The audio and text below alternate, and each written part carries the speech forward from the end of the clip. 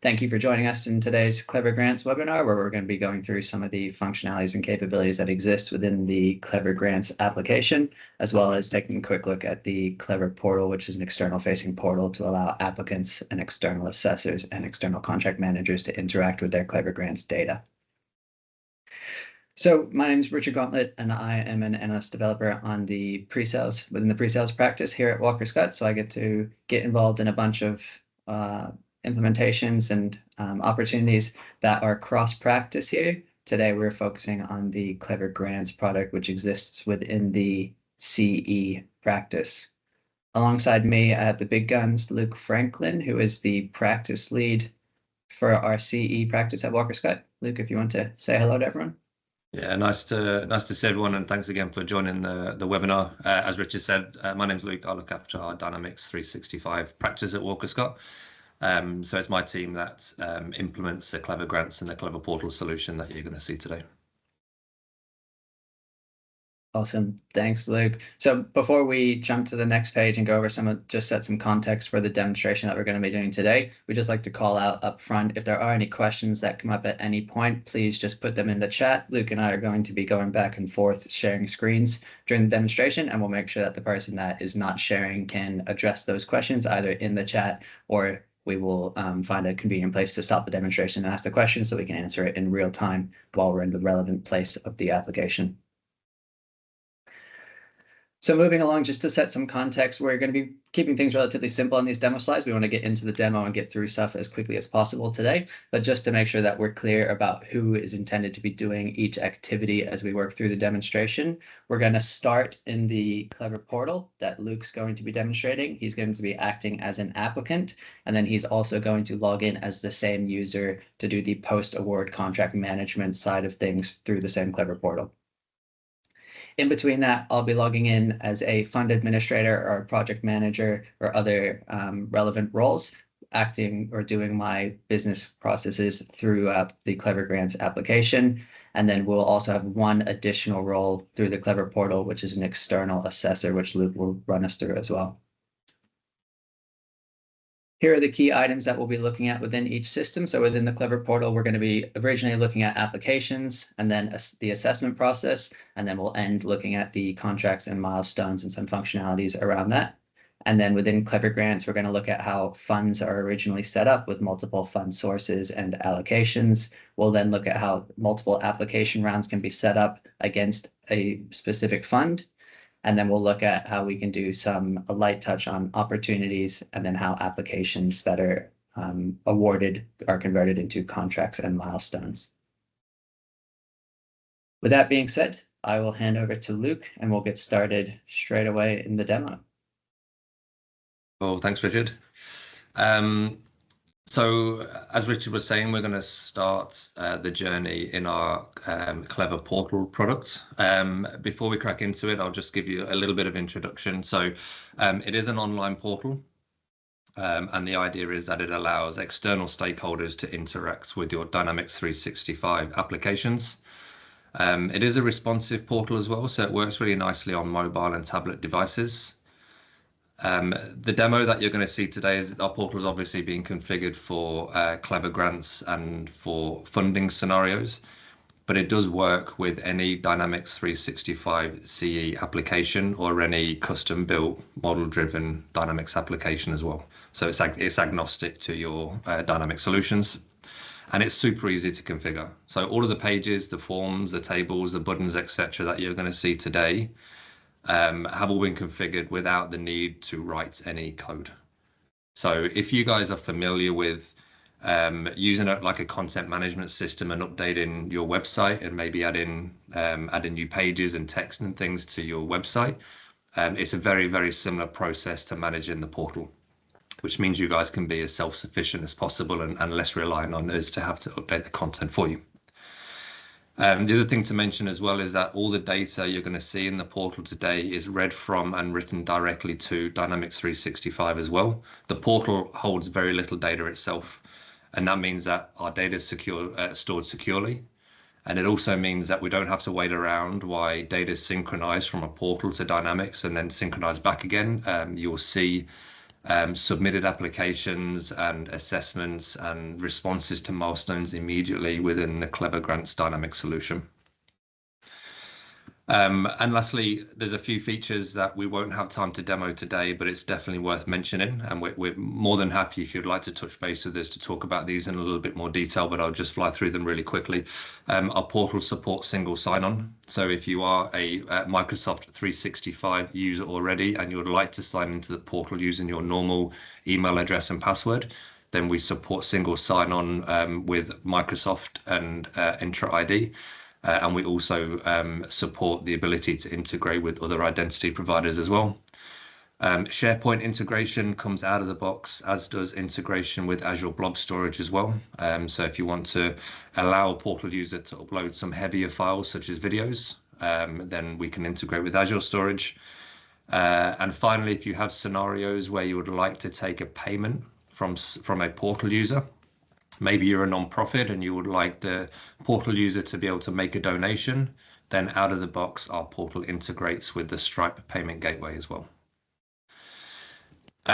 So we're going to go through some funding scenarios today. So as Richard said, I'm logged in and playing the role of an applicant. So the first thing I'm going to do is come up into my main menu at the top and apply for funding. What we see on this screen are all the funding rounds that are available for me to apply to. And this will be a combination of any rounds that are published publicly, as well as any private rounds that I may have been specifically invited to. I can open one of these rounds and it will start to show me some information. So I get the name of the funding round, the description, the start and end dates. And as I said before, these are all just fields and data that is displayed from the Klevr Grants application, and we'll see that shortly. If I scroll down on here, I can then see what we call an application round allocation.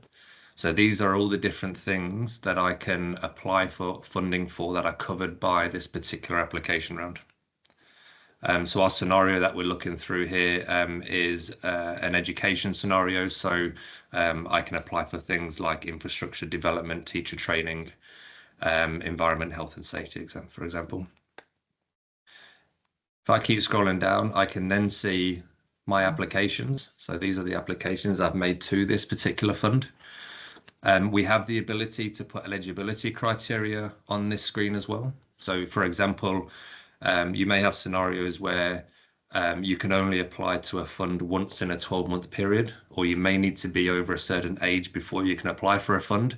We can build those eligibility scenarios into this screen and catch those before applicants start to submit applications. So it helps reduce some of the workload from a back office perspective. If I jump over to the right, I can go new application. I can give my application a name. We're going to be really original and call it demo application number 1. And then I can hit my create button at the bottom. This now creates my application for me, and it will take me through to a page where I can start to add the detail to my application. You'll see across the top that I get a process workflow. So this will keep me up to date as my application goes through the various stages of your funding cycle. Again, completely configurable, and we can tailor this to the specific steps that you guys go through. My application name carries through, it auto-populates my applicant and the round that I've applied to. I can then enter the amount that I'm applying for. And as I continue down, I can fill in more information about my application form. Rather than do this all on the demo and take a bunch of time though, I'm going to jump up to the top and move across to my applications area.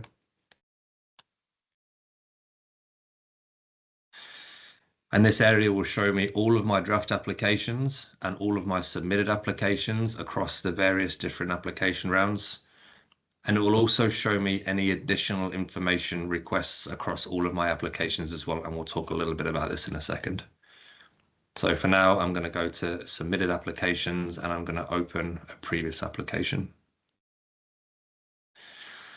So I can see that this is submitted. via the status here. I can see the date that I submitted it on, and then I can see that this application is currently in the step where we are awaiting an internal decision to be made. If I scroll down, we can start to see some of the things that I did on this application. So I invited 2 application collaborators. So as an applicant, I can invite other people to join the portal and be part of the application that I'm submitting.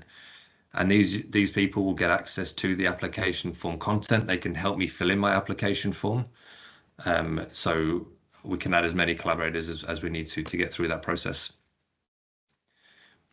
Supplementary information requests are where maybe during the assessment process, we need to find more information out from the applicant, so we can raise information requests for the applicant to respond to. I can see which of those activities from the fund itself that I'm applying for. And this gives me the ability to enter a budget value for each of these different activities. So we allow the applicant to start to define their budget and the breakdown of the funding that they are requesting and how it's going to be spent. And then below that, I have the application form itself. So we won't have time to look at this in detail today, but there is an application that comes with the portal and with Klevr grants called Klevr Forms. And that allows you, provides you with the ability to build your own forms that are used across the portal solution. So you can add your own form sections, pages, you can add your own question types. There's a whole variety of different question types in here, from signature inputs to text fields, dates, times, file uploads, checkboxes. All of this can be built by you guys within the Dynamics solution and then published to the portal. And I will now hand back to Richard, and he will take you through the Klevr grant side and the setup of what we've just seen. Thanks very much, Luke. Let me know when that comes up. Yep, that's it. Awesome. So as you can see in the top left of the screen here, we are within the Klevr Grants application, and we're currently looking at a dashboard. So these dashboards within D365 are completely customizable. We do ship the Klevr Grants product with a couple out-of-the-box dashboards that give you some general information. However, typically in every implementation, we always find that customers are going to want more specific reporting based off of their unique business cases. So what we can do with these dashboards, users can log in and they can build these dashboards with a combination of lists, charts, and other dashboard related information. They can put those dashboards together and they can save them within the system. This allows them to gather information very quickly that is useful for their specific role. And then off the back of those dashboards, they can decide that they've created a good dashboard that gives them a lot of information. I might potentially share that dashboard with someone else at the organization that has a similar role to me and requires access to the same information. And if it's decided that that information is going to be useful for everyone, it can be saved as system dashboards, which then everyone using the application can access as well. At a high level within this dashboard, we can see that we're looking at a funding round overview. So we can see how many active contracts have been created, how many active application rounds do we have on the go, and then the different applications and awarded funds that have been approved based within each of those application rounds. So we're going to quickly jump backwards in the process. So Luke showed us the process of looking at an application round and deciding whether or not to apply. And then once you've made that decision, creating your actual application record, we're going to go one step back and we're going to look at where those application rounds come from, starting at the fund sources. So on the left in the navigation menu here, I'm going to select funds, and we're going to take a look at the fund that's been set up for today's demo, which is the National Education Development Fund. Now, quickly, we're going to jump into the fund sources tab, and this gives us the ability to have multiple fund sources that end up in one fund or one pool of money that's going to be dispersed through different awards. And this allows us to see where the actual funds for a fund, where actual fund sources for the entire fund have come from. In this case, we can see that we've got some corporate donations. We've got some money that was awarded based on the Federal Department of Education grant. And then we have a philanthropic trust and also just a state education support. So you can see here, this Klevr grants application can be tied to fundraising business process, in which case you're doing normal fundraising activities. And off the back of those fundraising activities, the money that has been raised then gets put together as a fund source, which then goes into a fund and then can be used through the whole grant making process, which gives you that full end-to-end life cycle of fundraising all the way through contract management based off of post-award processes. We also have within the Klevr Grants product grant making and grant seeking functionality. So it's possible that sometimes organizations will use Klevr Grants to work on their own applications to receive funds. And in this instance, we've had a Federal Department of Education grant, which we've applied for, and we've been awarded a certain amount of funds, which we can then disperse in our grant making functionality. Most of or all of today's demo is going to be focused on the grant making side of things. But if you do have any questions about grant seeking, please reach out and we'd be happy to go over the functionalities within the Klevr Grants application on that as well. Back on the fund record, I'll go to the summary tab and we can see some general fund information, which is very useful for reporting and searching capabilities. In the middle section here, we have some additional information such as the department that this fund is related to and who is the key stakeholder, in this instance, a fund manager that's overseeing these funds. And then we have a start and end date. In this case, we can see it's just running for the calendar year within 2024. On the right side, we're going to have some calculated fields that will show us some calculated amounts based off of successful applications. We can see that at the moment we have total remaining funds of 12 million because that Luke's application has been submitted, but it has not yet been accepted. Further down, we have a fund value section where we can see the overall amounts there. Across the top, you'll see a few of these throughout today's demo, but we have what is known as a business process flow, but very similar to the process visualization that Luke showed within the portal. This gives us a really easy snapshot of where this particular record is in that record's life cycle. So for a fund, we're going to set up the fund and the multiple funding rounds. We'll then monitor, and then at some point, once the fund has completed all of its funding round, the record can be closed. Lastly, on fund allocation or on funds, we'll discuss fund allocations. So as Luke mentioned, we have the ability to have a giant bucket known as our fund, and then we can have sub buckets for where that actual overall amount of money will be spent. So within our National Education Development Fund, we have 3 sub buckets. We have our early childhood education support, our primary education infrastructure development, and our teacher training and professional development. And we can see the amount of the overall fund that will be spent in each of those allocations. Once your fund has been set up, we're going to set up our application round. So we can set up multiple application rounds. In this instance, you might have one that's set up for the fund, which, as we saw, the key dates were the calendar year. We might do 1 application round every quarter. So if I navigate to our application rounds, and we're going to select the 2024 Comprehensive School Improvement Round. So in this instance, we have an application round, which we're going to accept applications to, and we will do a reward of a subset of funds from the overall fund. Here we can see our link to that National Education Development Fund that we were just reviewing, and we can see that this is a public application round. We do have capabilities to have both public and private application rounds. If this was to be marked private, then it would not appear on the portal that Luke was displaying earlier, and only contacts that are invited to apply would be able to apply for funds within that funding round. We can also see a start and end date. In this instance, we can see the application round is actually running for the entire period of the overall fund. And then we can see some calculated information based on the approved values for applications within this application round. Lastly, I'll bring your attention to the application form field here. And so this is where that Klevr form functionality that Luke showed us through the portal, where that form building capability that exists within Klevr Grants can automatically be applied to an application round. And then all applications that are raised against that application round will get the same form attached. So you can do you can enforce proper data consistency and fair assessments as you go throughout the assessment process. Navigating over, we have our application round allocations. And within this, we can see that we're pulling down from specific fund allocations. So it's possible within an application round that we may or may not use some money from all of the different buckets that were set up on our overarching umbrella fund.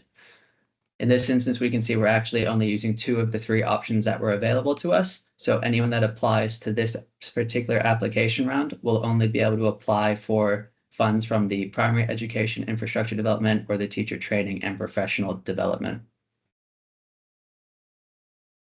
Navigating across, we're now going to jump into the assessment capabilities. So within assessment rounds, every application that is raised for this application round will go through a process of assessment. You may have one or multiple assessment rounds that need to be completed for any application made against this application round to finally be accepted.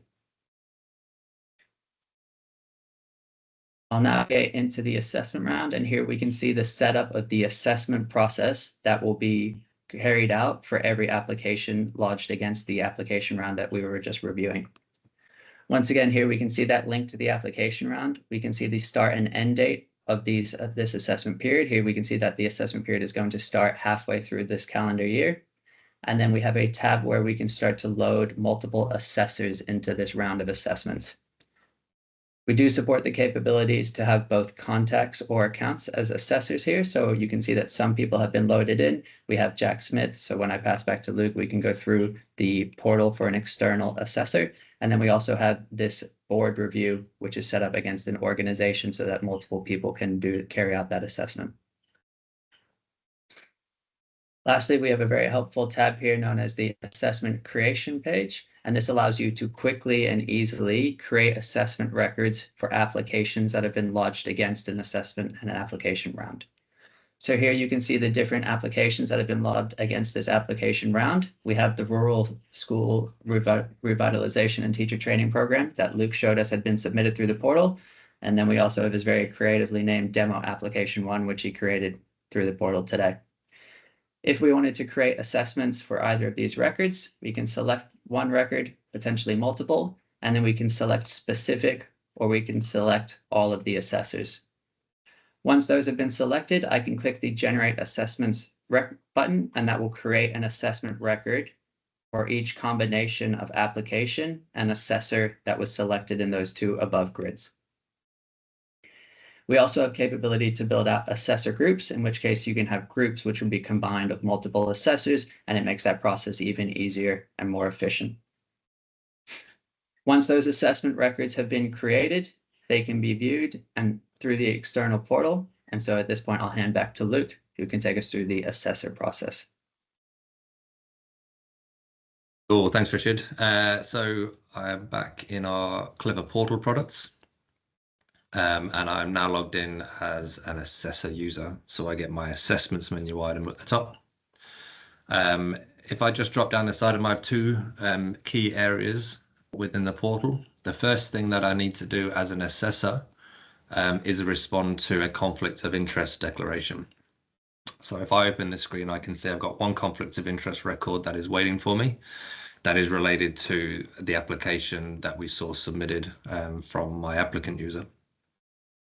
If I open this conflict of interest record, it tells me the assessment round, and it has a description field with some information populated from the application itself. So in this case, we've just shown the name of the applicant and the name of the collaborators that were added to the application. We can dynamically populate this description field with a certain amount of information from the application process, just enough for the assessor to determine whether there is a conflict of interest or not.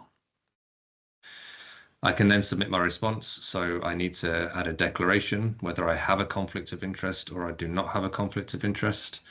If I do, I would need to select a reason code, and you guys are in control of the different reasons that there may be a conflict. And I can add some details about why there's a conflict. If there is a conflict of interest, this will go back into Dynamics against that assessment record. And the Dynamics user can open that conflict of interest and make a decision about whether to uphold the conflict or to reject the conflict. Maybe the reason code and the details that have been entered are not relevant for this particular assessment round, and you might be happy for the assessor to continue with the process, at which point you can decline the conflict and they'll have access to the assessment record to carry on. If as an assessor, I indicate that I do not have a conflict and I submit this, then it will take me through to my assessment screen, and I can now see my assessment record ready for me to fill in. It's worth noting at this point as well that I can go back and edit that conflict of interest and change my declaration.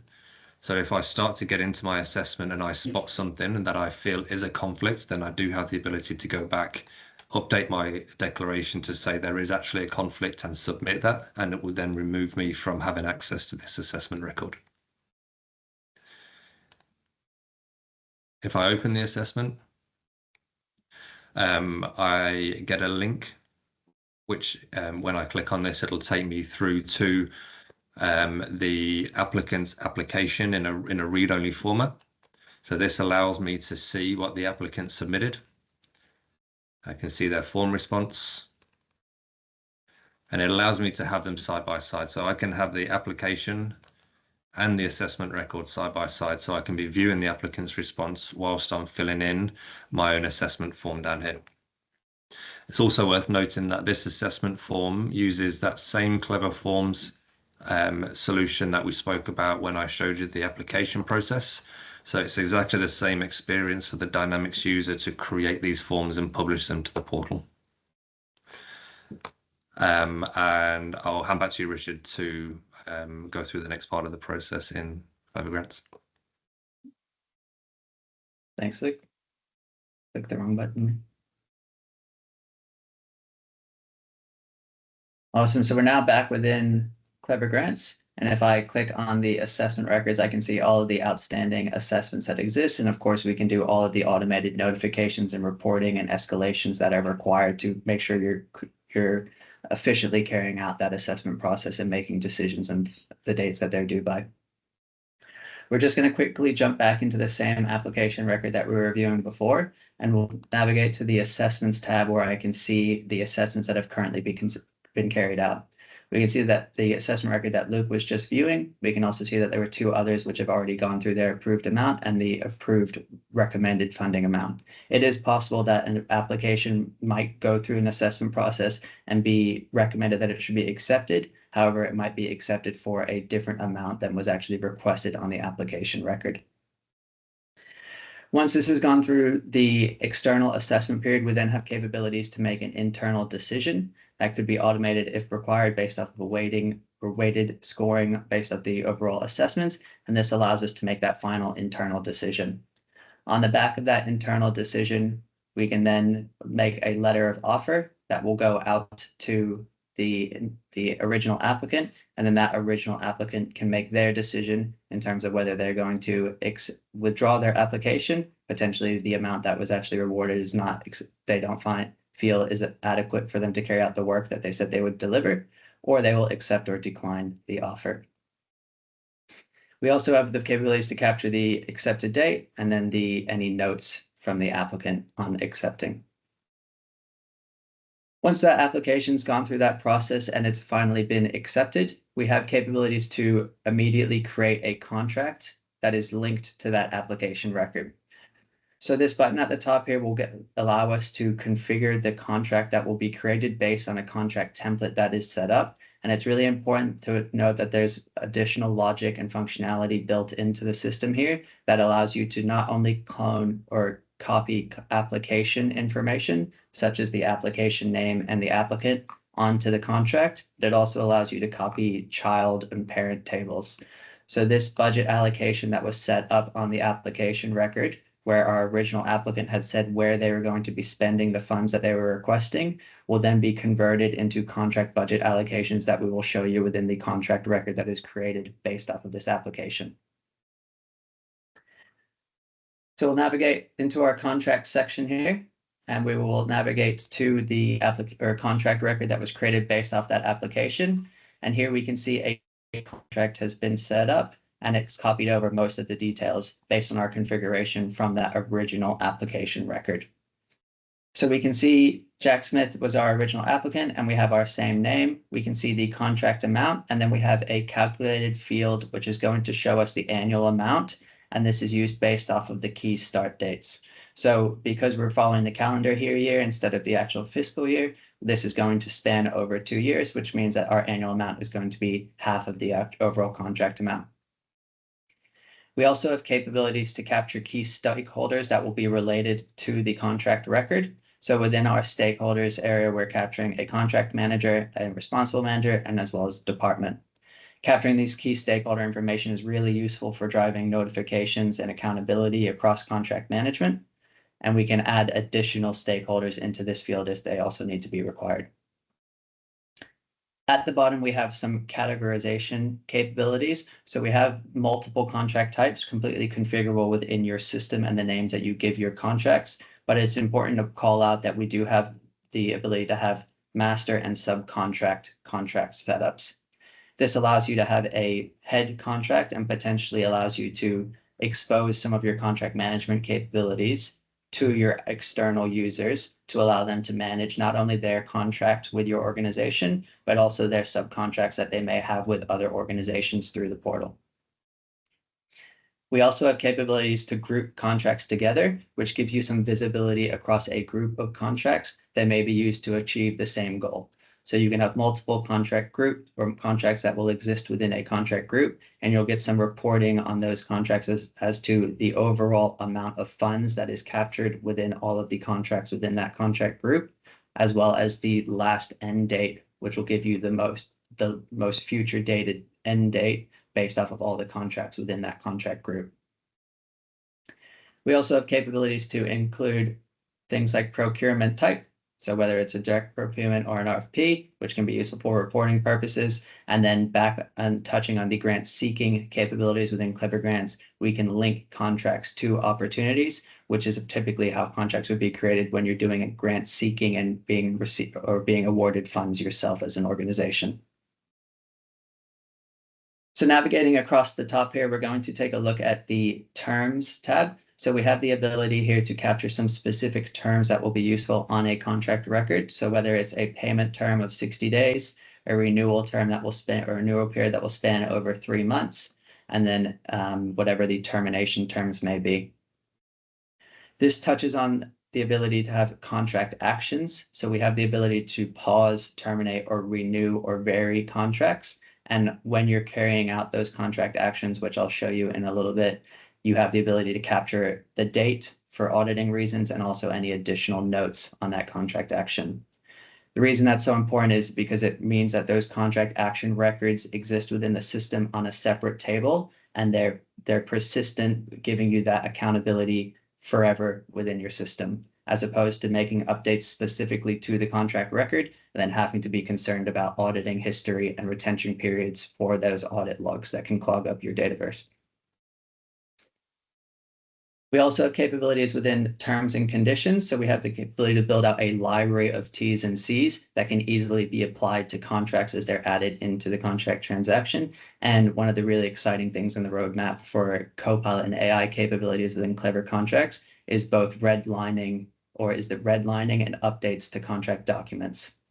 So what will happen on that roadmap is we're going to build in the capability for contract documents to be uploaded, and then AI will run over that contract document and see if there's any areas that conflict with the T's and C's that are set up against the document record within the system. We're very excited about that one and excited to see it come soon. Moving along on contracts, we have our milestones. So a contract may have multiple milestones that are set up against that specific contract record, and these milestones could be general or financial. And so if I select one of these milestones to take a look at, there will be some details about this particular milestone record. In this instance, we can see the milestone type is a deliverable submission. So we expect a document or maybe multiple documents to be submitted through the portal, which Luke will show us in a little bit. And we can see that this is a financial milestone, which means that this milestone will be attached to a transaction record, and that the release of funds on that transaction record are tied to the successful delivery of this milestone. We also have some key contact information here. So accounts and contacts, once again, very useful in terms of automating or reporting, but then also automating notifications for around contracts. So if there's milestone due dates that have expired or upcoming due dates and milestone progress doesn't seem to be being delivered, we can do some proactive work to make sure milestones stay on track. And Luke will talk briefly about action plans on milestones as well when we get there. Once again, we have a BPF that spans across the top of the page on the milestone record, which allows us to guide each milestone record through its normal process, where the milestone's originally set up. You might have conditional approval that needs to be done. Potentially, you only require approval on milestones if they have a system type of financial, and just reporting milestones do not require any approval. Once the approval has been accepted, there could be a monitor and then a sign-off where that is agreed that that milestone is completed. And in the case of a financial milestone, that can be tied back to trigger the release of funds that were related to that milestone record. Navigating to the Objectives tab, we can set up multiple milestone objectives that are associated with a milestone. So a milestone may have one or multiple objectives, and that milestone or those milestone objectives need to be completed in order for that overall milestone to be accepted and signed off on.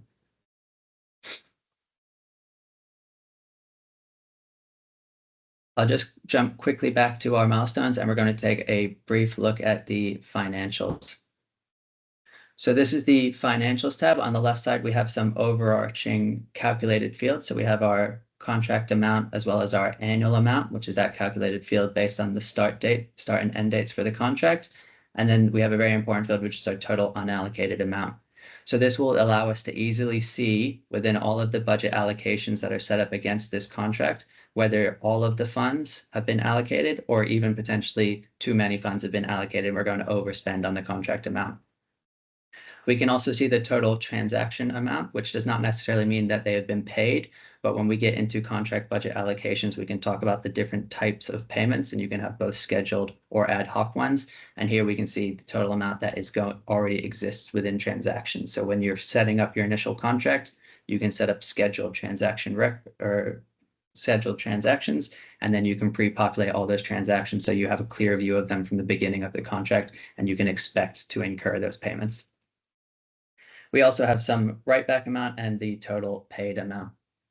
On the right side, we have a really nice pie chart, which shows us the different buckets and the percentage of the overall contract amount that is being consumed by each of those buckets within the overall contract.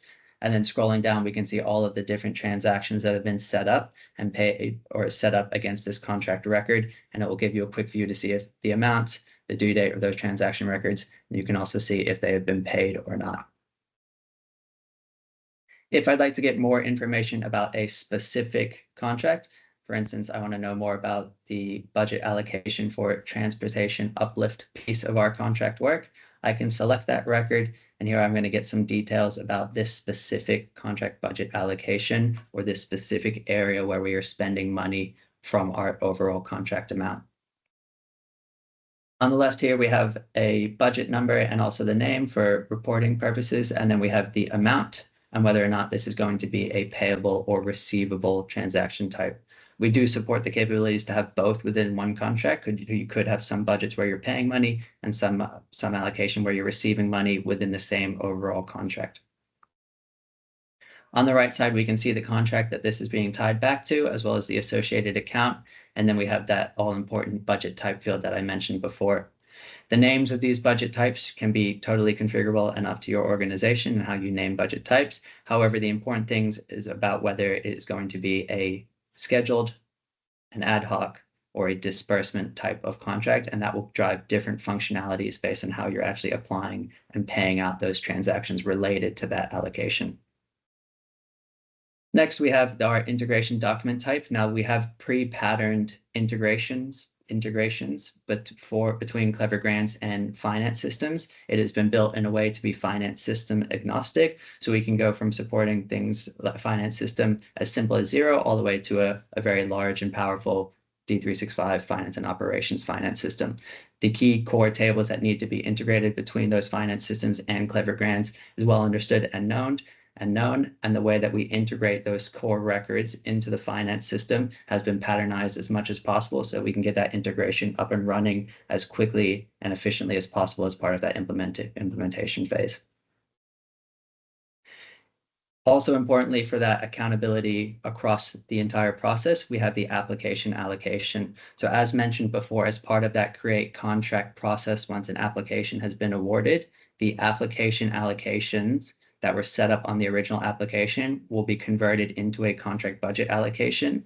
And that link is here so you can quickly compare what is actually being spent on contract budget allocations, as opposed to what was determined to be spent on the actual application that was done by the original applicant. This also will carry over to contract variations and renewals when we get to that process. So you have that accountability if you are doing updates to overall contract records and they're varying from the original setup that was created from the application, you'll be able to go back and see those historical changes between what was promised and what was delivered. So you have that end-to-end visibility. As this transportation uplift contract budget is a budget type of planned and scheduled, we're going to have a scheduling section that appears at the bottom. Here, this gives me capabilities to add in a start and end date for this specific budget. You might, for instance, have a contract that runs for 3 years, but you budget each year independently. So you can have contract budgets that may start and end within a contract, or in this instance, it might run the full span of the overall contract. And then you can set up your recurrence schedule. So here you can see that we're doing a monthly recurrence. We're going to be paying everyone on the 1st of each month, and then there will be a scheduled interval of 1. So we'll be paying everyone on the 1st of each month. We also have that ability to have our first scheduled amount, which allows you to potentially pay an upfront amount of a scheduled transaction, and all subsequent transactions related to that contract budget allocation will factor in that amount and be equally balanced based on the remainder. So to simplify that a little bit, this is a total amount of 500,000. Let's say at the very beginning of the contract, we want the first transaction amount to be 300,000. So we're going to give them an upfront amount of 300,000. That means that there's a remaining 200,000 that will be paid out on an equal basis for the rest of the contract transactions that are generated based on this scheduled recurrence.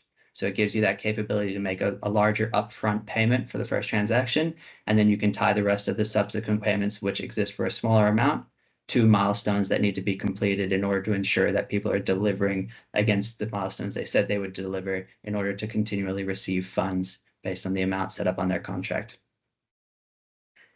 Additionally, one of the nice benefits of this scheduling functionality is tied to this ribbon button, which is generate scheduled transactions, which when I'm originally setting up my contract, I can set up my details here, and then based off of the amount here, it will automatically create all the transaction records for me, which is what I've done here. And all of these have pre-populated themselves, which is really nice for me because I don't have to go in and create each scheduled payment transaction, which would be a time-consuming and boring process. And it could also potentially be error-prone if I accidentally fat-finger the wrong amount on one of these payments and then mess up the overall amount on the contract budget.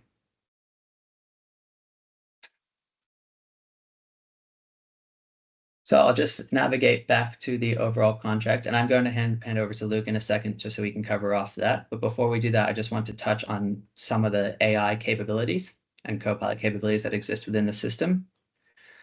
So on the left side of the screen here, you'll always have this Copilot functionality that appears.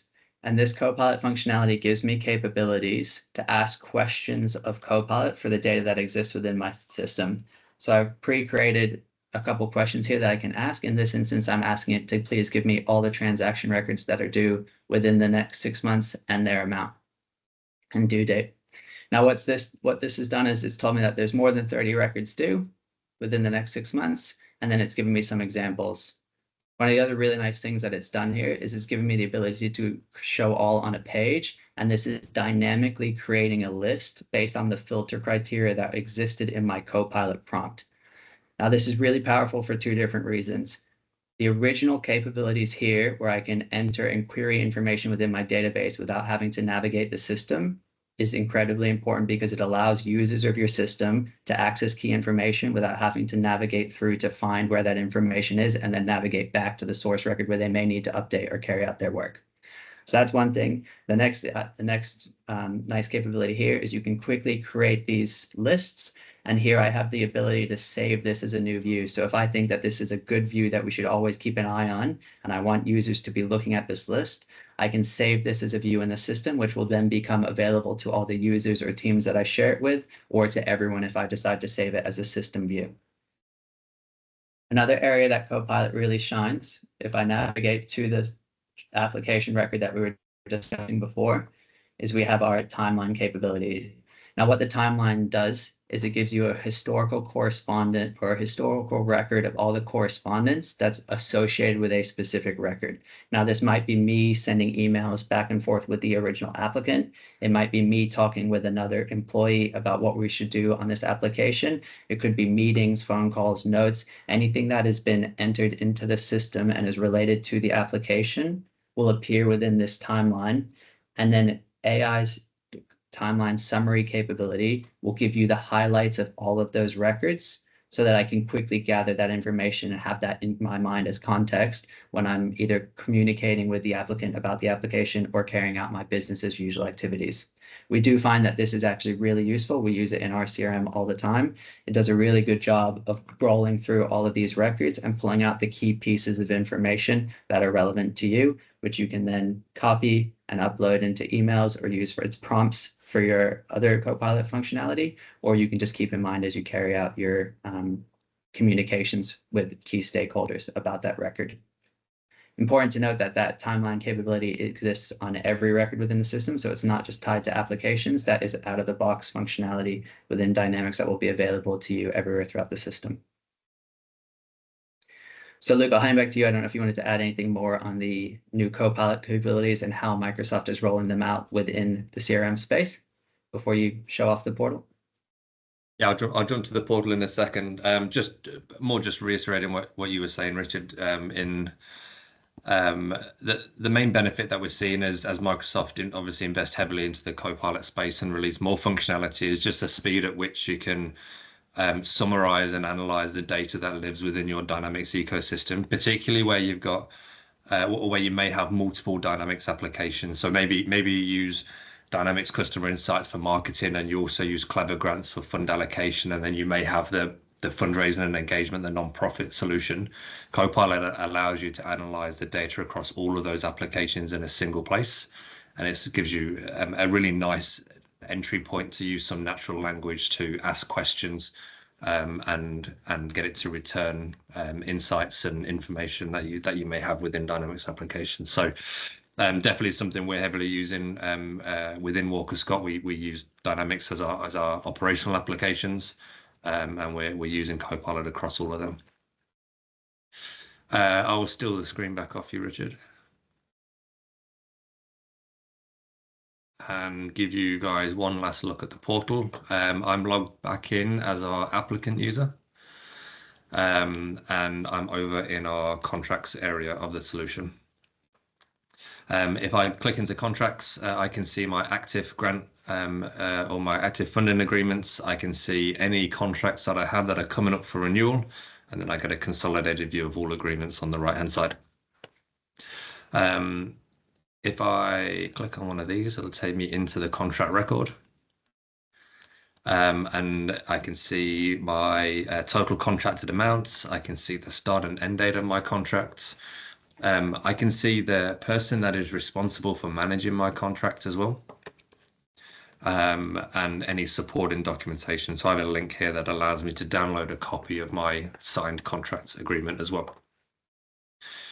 If I keep going down, I can see the milestones that Richard showed you. So these are the reporting requirements that I have and the due date that I need to meet those reporting requirements for.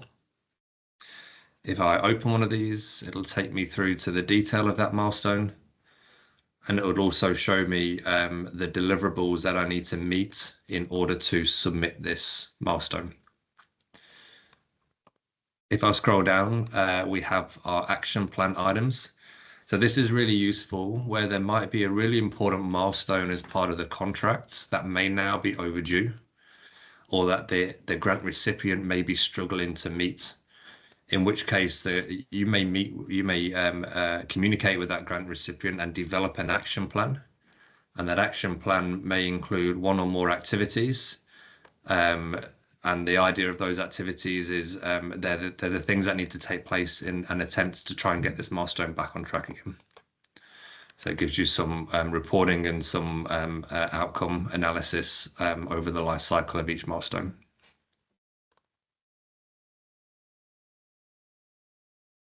Below milestones, we've called this disbursements in our demo portal, but these are those transactions that Richard showed you from the contracts in Klevr grants. Quite often we have funding scenarios where the funding recipient needs to submit an invoice in order for a payment to be made. So in this case, we've given the portal user the ability to see those transactions, but also to click into one and open the transaction. We've shown how you can apply that workflow to different types of records as well. So we have one for the transaction where it's draft, it then gets submitted and reviewed. And we've just given the portal user the ability to upload some supplementary documentation or a copy of their invoice and then submit the disbursement or transaction back to Klevr Grants to be approved by the Klevr Grants user. And then aside from that, if I keep scrolling down, we've got those budget allocations that we've spoke about. So this just applies some consistency right from when I first applied for that application round, right at the very start, all the way through to the contract. And I can see each of those budget breakdowns, the amount that has been allocated to them, and then how much is being paid against each of those budgets as well. So it gives me a nice overview of the contracts and the data held on the contracts. Again, like all the other screens in the portal, this is completely configurable to suit how you would like grant recipients to interact with the contracts area. This is just showing you some examples of how it can be set up. And I'll hand back to you, Richard. Yeah, cool. I think you just touched on a really important point. So if I can just ask a question there. So at the top of the screen here, we can see some header details about the contract, such as responsible manager. Can you just explain how quick and easy it would be if you wanted to add another field that displays the responsible manager's contact information, such as their email or phone number, just so we can highlight the configurability of the other and how quickly these portal implementations can be tailored to specifically work with other clients' organizations? Yeah, absolutely. So the fields that you can see on this page are the fields from within Dynamics. This is, if we were to look at the contracts in grants, this was a lookup field where we selected a contract manager. There's just a toggle button within the portal admin area to turn this into a link. And by clicking on that link, we can go through and display some detail about trying to walk about our manager. That's really useful if you wanted to display the email address or the phone number to allow you to see how to contact your responsible manager if you did have questions about the contract itself. And then off the back of that, I think another important point is kind of the variability and maybe the spectrum of clients that self-service and handle portal configuration and ongoing deployment or CI/CD stuff themselves, compared to the amount of our customers that let us handle all of that and rely on us to do that, and also our appetite for both scenarios. Yeah. So I'll just take back the screen because we do have a couple of extra minutes. We did do a Klevr Contracts webinar last month, and there's some more information on that webinar about the Klevr Contracts piece, which is basically the entire contract management section that we've looked at today. I wanted to make sure that we got through the portal stuff before jumping back to this, but I want to briefly touch on the contract renewal and variation capabilities. So I'll navigate back to our contract record, and I'm just going to set this record as active. I'll just save this to the system as active, and I'll just bring your attention to the ribbon here, and we can see that now we now have some additional options. So I touched briefly earlier on the contract action section, such as suspension or canceling. So if I decide for some reason that I need to suspend this ongoing contract, I can select that button, and it's going to bring up what we call a quick create screen, but basically it allows me to enter information of the reasons and date of this action of suspending a contract. So I can enter the date that it was suspended, the reason for suspension, and then any additional notes. That then goes into the system, and as I mentioned, that is persistent within your system, so you can have full auditing capabilities about who's creating those those contract actions, whether they're suspending or canceling actions. The other two that are really important are the renewal and revise functionality. And before we go into that functionality, I just want to bring your attention to the contract extended number. We can see that this is contract 1008, and then we can see after the colon we have 0.0. The first zero tells us the amount of renewals that have happened in this contract, and the second zero tells you the amount of variations that have happened on this contract. Now, the reason that's so important, if I decide that I need to make a contract variation, often that's something that gets exposed through the portal. So potentially Luke will have the ability as an external contract manager to raise a contract variation request. That contract variation request can come into the system. It can go through the contract variation request assessment process. And then once it's gone through that approval process, a decision can be made whether or not it will be varied. If it is indeed decided that this contract variation is going to be accepted, I can click the revise button, and this is using a cloning functionality, but essentially allows you with configuration only to determine which fields on the underlying source original contract record will be copied into that newly created contract variation record. It links the new record back to the original record, and it toggles the number based on whether this was a variation or a renewal, which allows anyone that's accessing the system to quickly see if this is an original contract record or whether it's been renewed or varied and the amount of times it's gone through those actions. Once again, that cloning functionality has deep cloning support. So all of the milestones and all of the milestone objectives within those milestones will all get copied onto that new contract record. So you don't need to go through the process of adding all of that back into the system because you've already done it once. And that's a new record originally remains within a draft state. Just like your original contract during the initiation phase where everything needs to be checked out before the contract is activated, that will happen with the newly created contract record. And then once you get to the point that that contract variation record has all the information in it, it's set up the way that was requested through the contract variation request that was raised through the portal, you can activate the newly created contract transaction record, which will then automatically close this original record. So there's only one active contract record within the system at one time.